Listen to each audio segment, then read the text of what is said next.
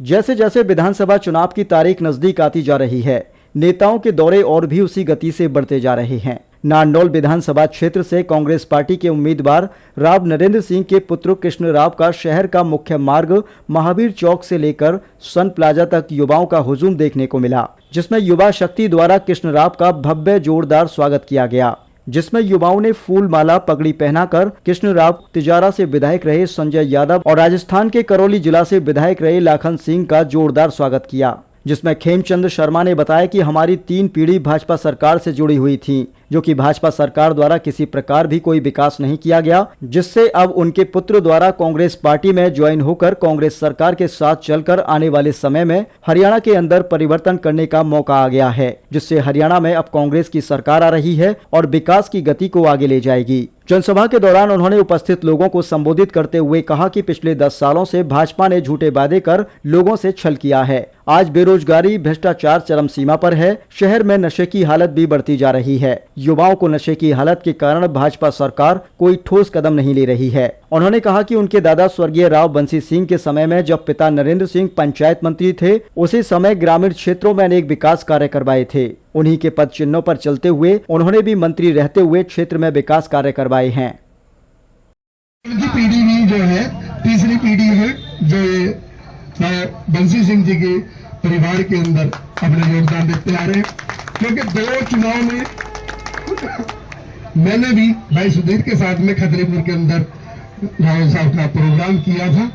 तन मन धन से पूरा परिवार इनका लगा हुआ है और आज हम भी ये संकल्प लेते हैं कि राव साहब को पूरा तन मन धन से जिताएंगे और दोबारा हरियाणा में कांग्रेस की सरकार बनेगी, इसमें कोई संख्या है ही नहीं।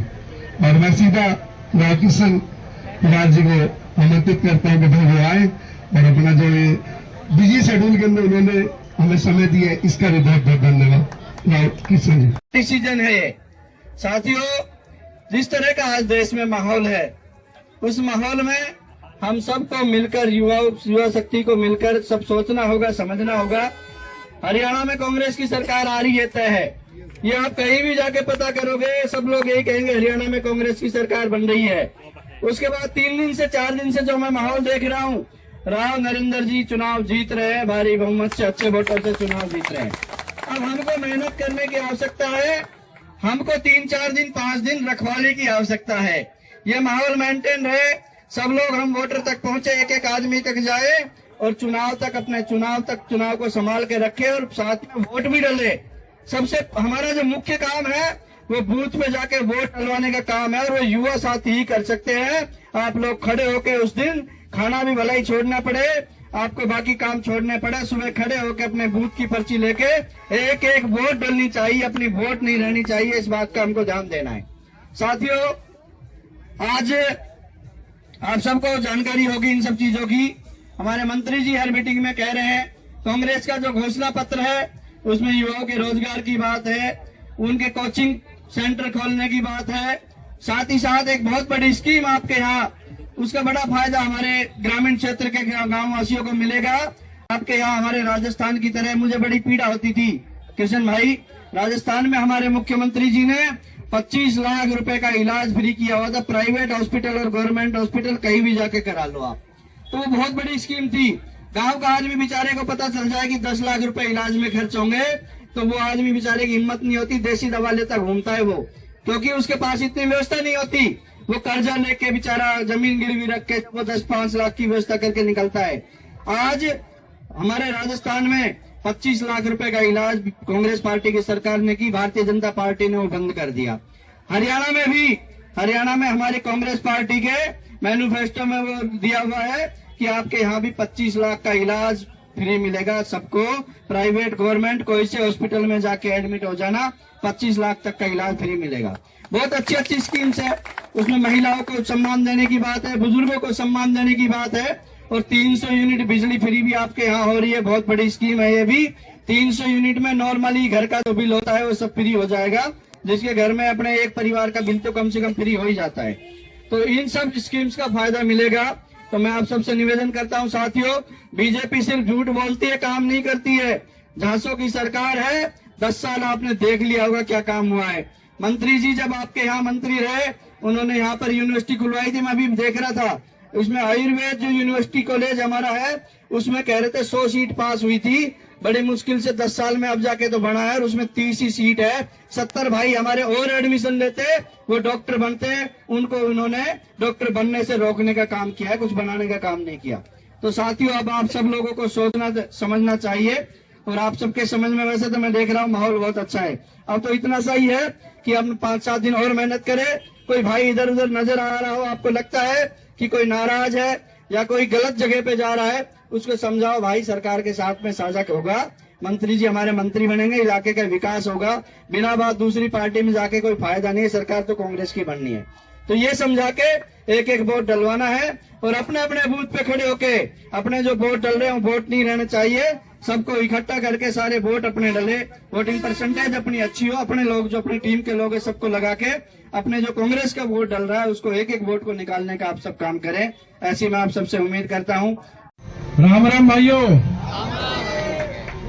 आदरणीय मंच पे मौजूद हमारे सभी का नाम न लेते हुए शॉर्ट प्रिसाइज में रखते हैं, मेरे आदरणीय अंकल, हमारे बड़े भाई साहब सुधीर जी, नाम के मोहताज नहीं है, सभी जानते हो, अपना परिवार बैठा है यहाँ पे, मेरे भाई भुवनेश भाई, हमारे जो भी आरआर टीम के हमारे मजबूत साथी रवि राव भाई, आप सबने एक दिन के कॉल भी, एक दिन का समय नहीं मिला उससे, और इतने आप लोग तादादी में सैकड़ों की संख्या में आज युवा हमारे पास यहाँ मौजूद है, तो ये चीज दिखाता है कि बदलाव का समय आ गया है।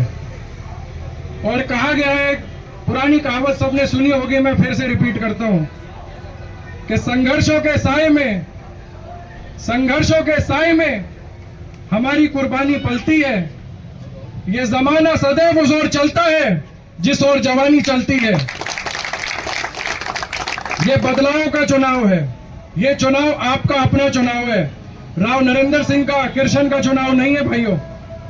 10 साल हो गए हमें परेशान होते हुए, बहुत वादे करे, 2 करोड़ रोजगार हर साल, 2 लाख सरकारी पद खाली पड़े, इनसे ये नहीं भरे गए।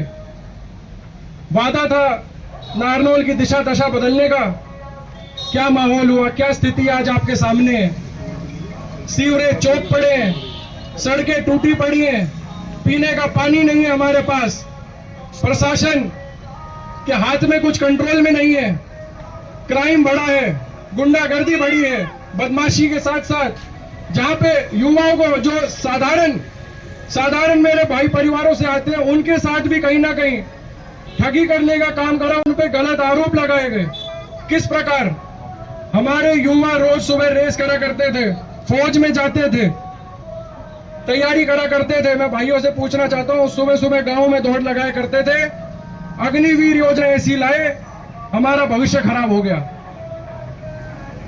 हमारे टाइम पे डीसी रेट की सुविधा हुआ करती थी, अच्छी नौकरियां मिला करती थी, कौशल रोजगार का ऐसा जुमला लाए, ठेकेदारी की नौकरी कर दी, फौज की नौकरी ठेकेदारी की कर दी, फौज की रोजगार के नाम पे जुमला, सिर्फ जुमला। लॉकडाउन में क्या स्थिति थी, 10 साल हो गए, पिताजी के टाइम पे अस्पताल बनवाया गया, सिविल हॉस्पिटल, आज चरमरा चुकी है उसकी स्थिति। आज स्थिति ये, यहाँ पे मेडिकल सुविधाएं नहीं है, डॉक्टर नहीं है।